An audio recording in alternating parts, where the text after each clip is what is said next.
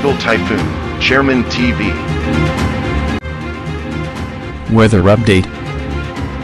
Helping homeless people. Please subscribe.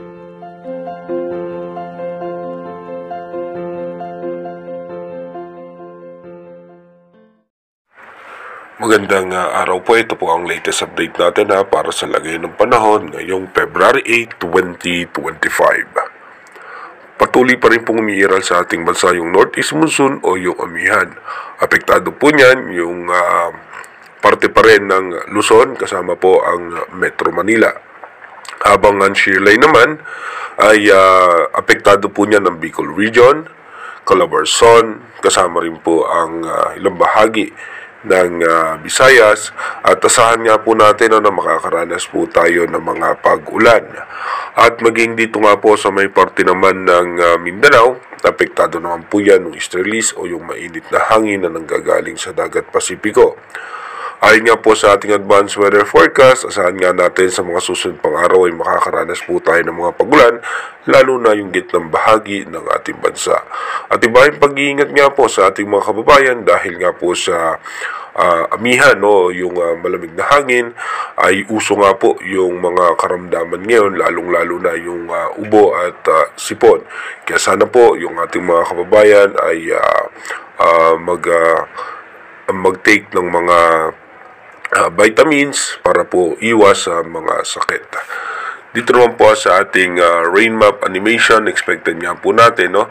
Itong parte ng Bicol Region, ilang bahagi ng Visayas, Marinduque, at dito nga po sa may southern portion pa ng Luzon ay mataas ang tsansa ng mga biglaang pagbuhos ng pagulan. Sa Metro Manila naman ay asahan naman natin yung makulimlim na kaulapan, may mga biglaang pagbuhos ng pagulan.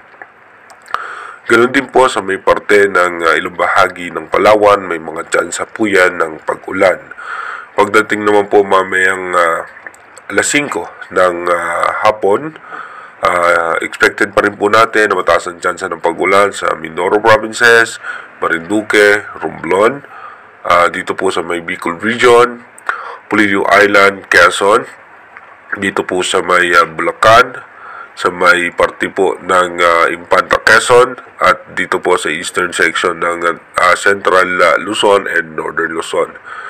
Expected nga po natin na pagdating mamayang alas 10 ng gabi, magkakaroon ng tsansa ng pagulan sa parte ng Metro Manila, Pulido Island, Quezon at ilang bahagi ng Mindoro Provinces at makulimlim na kaulapan sa halos buong Luzon. Sa may parte naman ng Davao at dito nga po sa may parte ng Visayas ay magiging maayos at maganda ang lagay ng panahon. Iba yung pag-iingat nga po sa ating mga kababayan dito nga po sa may eastern section ng Luzon at sa may Bicol Region, yung mataas nga po no, yung ating mga alon dyan dahil nga po sa amihan. Dumako na nga po tayo sa ating advanced weather forecast. Dito nga po sa ating advanced weather forecast, meron nga pong low pressure area sa labas ng Philippine Area of Responsibility sa parte po yan ng Taiwan, rather ng Palawan at dito nga po sa may parte ng Mindanao. Pero ito po yung mga malulusaw din dahil nga po sa malakas na pagbugso ng amihan. Pagdating po ng February 9 hanggang February 10, dito po tuloy-tuloy nga po na mataas ang tsansa ng pagulan sa may parte ng Metro Manila, Bicol Region, Visayas, ilang bahagi ng Mindanao at ng Palawan.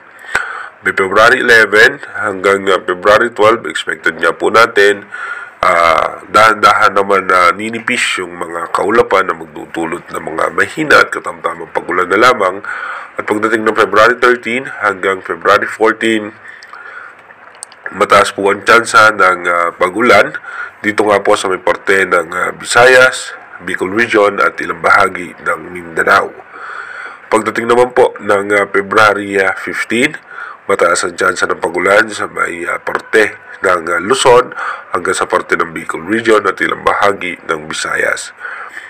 Pagdating po ng February 16, mataas po ang tsansa ng pagulan sa Northern Luzon at maging dito nga po sa may parte ng Mindanao. By February 17, expected pa rin po natin may tsansa ng pagulan sa Northern Luzon at maging dito nga po sa parte ng Mindanao. By February 18, yung shear line naman po makaka-apekto yan sa Central Luzon. At ito naman po, no, yung easterlies ay may mga makakapal na kaulapan na posibleng magpaulan sa Mindanao.